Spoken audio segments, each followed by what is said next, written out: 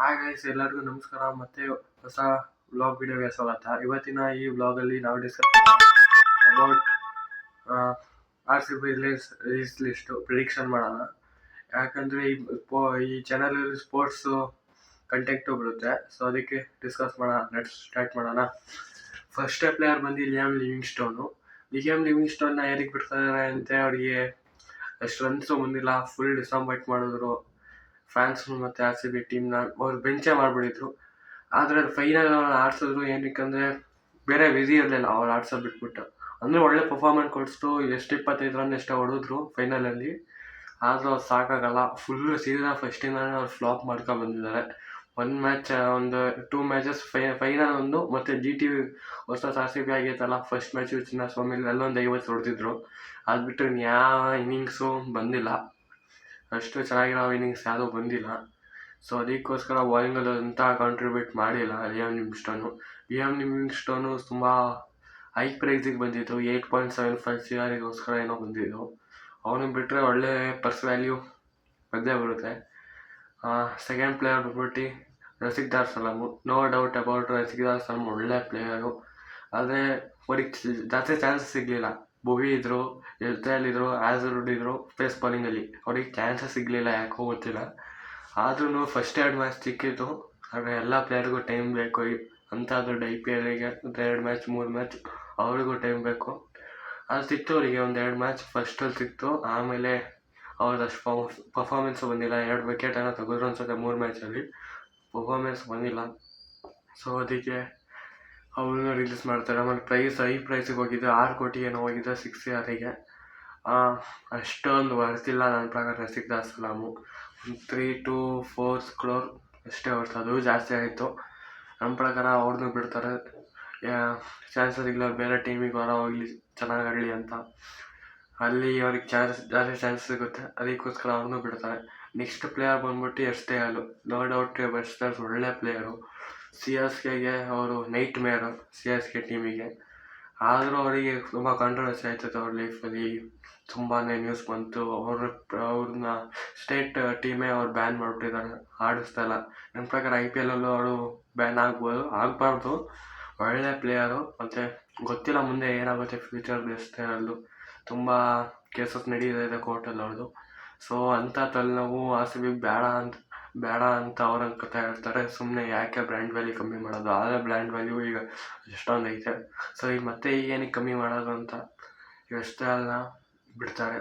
ಅವರು ಅಂಥ 2-3 ಇಯರ್ಸಿಂದ ಅಷ್ಟೊಂದು ಏನು ಕನ್ವಿನ್ಸನ್ ಆಗಿಲ್ಲ. ಸೊ ಅವ್ರನ್ನೂ ಬಿಡ್ತಾರೆ. ಅವ್ರದ್ದು 5 ಕೋಟಿ ಏನೋ ರಿಟರ್ನ್ ಮಾಡಿದರು. ಪ್ಲೇಯರ್ 5 ಕೋಟಿಗೆಲ್ಲ ಪ್ಲೇಯರ್ ಅವರು. ಆದರೆ ಕಾಂಟ್ರವರ್ಸಿ ನಡೀತೈತೆ. ಅವ್ರ ಬದಲು ಒಳ್ಳೊಳ್ಳೆ ಪ್ಲೇಯರ್ ಸಿಗ್ತಾರೆ ನಿಮಗೆ. ಈಗ ನೆಕ್ಸ್ಟು ಶಮೀರ್ ಸಿಗ್ತಾರೆ, ನಟರಾಜನ್ ಸಿಗ್ತಾರೆ. ನಟರಾಜಂತೂ ಮ್ಯಾಚ್ ಟು ಮ್ಯಾಚ್ ರಿಪ್ಲೇಸ್ಮೆಂಟ್ ಆಗುತ್ತೆ. ಅವ್ರನ್ನ ಟಾರ್ಗೆಟ್ ಮಾಡ್ಬೋದು 5 ಕೋಟಿ ಪ್ರೈಸಲ್ಲಿ. ಆಮೇಲೆ ನೆಕ್ಸ್ಟ್ ಮಯಾಂಕ್ ನನ್ನ ಪ್ರಕಾರ ಡೌಟ್ ಬಿಡೋದು. ಲಾಸ್ಟ್ 3 ಮ್ಯಾಚಲ್ಲಿ ಚೆನ್ನಾಗಿ ಆಡೋರು. LSC ವಿರುದ್ಧನೂ ಜಿತೇಶ್ ಶರ್ಮಾ ಎಷ್ಟು ಚೆನ್ನಾಗಿ ಆಡಿದ್ರು, ಇವರು ಅಷ್ಟೇ ಸಪೋರ್ಟಿಂಗ್ ರೋಲಲ್ಲಿದ್ದರು. ಇವ್ರು ನನ್ನ ಪ್ರಕಾರ ಬಿಡೋಲ್ಲ ಅನಿಸುತ್ತೆ ಮಯಾಂಕ್ ಅಗರ್ವಾಲ್ನ.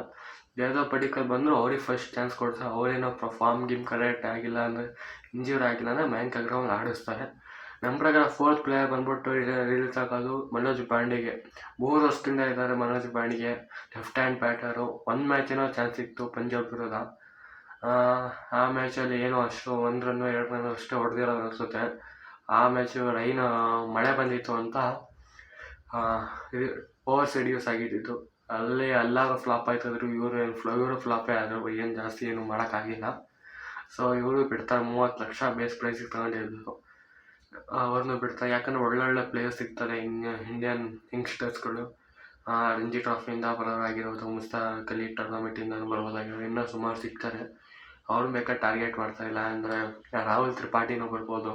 ರಾಹುಲ್ ತ್ರಿಪಾಠಿ ಈಗ ಫಾರ್ಮಲ್ಲಿ ಇಲ್ಲ, ಆದರೆ ಮನೋಜ್ ಪಾಂಡೆ ಅಷ್ಟು ಒಳ್ಳೆ ಪ್ಲೇಯರ್. ಮನೋಜ್ ಪಾಂಡೆಗಿಂತ ಒಳ್ಳೆ ಪ್ಲೇಯರು ಒಂದು ಕಾಲದಲ್ಲಿ. ಈಗಿಲ್ಲ ಅಷ್ಟು. ಮತ್ತೆ ಫಾರ್ಮಿಗೆ ಬಂದರೆ ಮತ್ತೆ ತಗೊಂಡು ಟಾರ್ಗೆಟ್ ಮಾಡ್ಬೋದು ನನ್ನ ಪ್ರಕಾರ.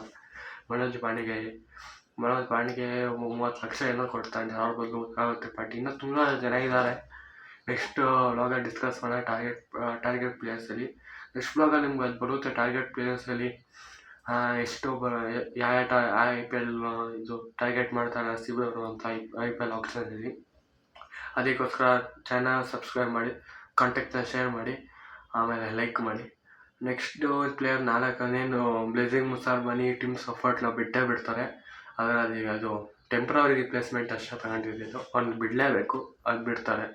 ಎಲ್ಲ ರಿಲೀಸ್ ಸೇರಿ ಆರಾಮಾಗಿ ಒಂದು 24 ಕೋಟಿ 23.5 ಕೋಟಿ ಸಿಗುತ್ತೆ ಅನ್ಸುತ್ತೆ. 8.25 ಕೋಟಿ 8.75 CR ಲಿಯಾಮ್ ಲಿವಿಂಗ್ಸ್ಟನ್ದು, 6 CR ಸಿಗ್ದಾರ್ ಸಲಾಮ್ದು, 5 CR ಇಷ್ಟು ಪ್ಲಸ್ 5 CR IPL ಸಿಗುತ್ತೆ ಎಲ್ಲ ಟೀಮ್ಸಿಗೂ. ಸೊ ಅದೆಲ್ಲ ಲೆಕ್ಕ 24 to 25 CR. ಸೊ ಗೈಸ್, ಇಷ್ಟ ಆಗಿತ್ತು ನನ್ನ prediction RCB team release players. So next ವ್ಲಾಗಲ್ಲಿ ನಿಮಗೆ ಟಾರ್ಗೆಟ್ ಪ್ಲೇಯರ್ಸ್ ಯಾರು ಅಂತ ಬರುತ್ತೆ. ಆ ವಿಡಿಯೋ ಬೇಕು ಅಂದರೆ ಸಬ್ಸ್ಕ್ರೈಬ್ ಮಾಡಿ, ಆಮೇಲೆ ಬೆಲ್ಲೈಕನ್ ಹೊಡೀರಿ, ಲೈಕ್ ಮಾಡಿ ವಿಡಿಯೋನ. ಕಾಂಟ್ಯಾಕ್ಟ್ ಇಷ್ಟ ಆದರೆ ಲೈಕ್ ಮಾಡಿ ವಿಡಿಯೋನ. ಸೊ ನೆಕ್ಸ್ಟ್ ವಿಡಿಯೋದಲ್ಲಿ ನಿಮ್ಗೆ ಸಿಗುತ್ತೆ ಅದು target players, RCB target players. ಇನ್ನೇನು November 15 dead end release player list ಕೊಡೋಕ್ಕೆ ಎಲ್ಲ IPL ಟೀಮಿಂದ. ಸೊ ನಮ್ಮ ಪ್ರಕಾರ ನಮ್ಮ ಪ್ರೆಡಿಕ್ಷನ್ ಇರೋದು 4 ಪ್ಲೇಯರು. ಅವ್ರು ಬಿಟ್ಟರೆ 24-25 CR ಆರಾಮಾಗಿ ಕ್ಯಾಚಪ್ ಮಾಡ್ಬೋದು. ಅದೇ. ಸೊ ಇಷ್ಟ ಗೈಸ್ ಇವತ್ತಿನ ಈ ವ್ಲಾಗಲ್ಲಿ. ಸಿಗೋಣ ನಾನು ನೆಕ್ಸ್ಟ್ ವ್ಲಾಗಲ್ಲಿ.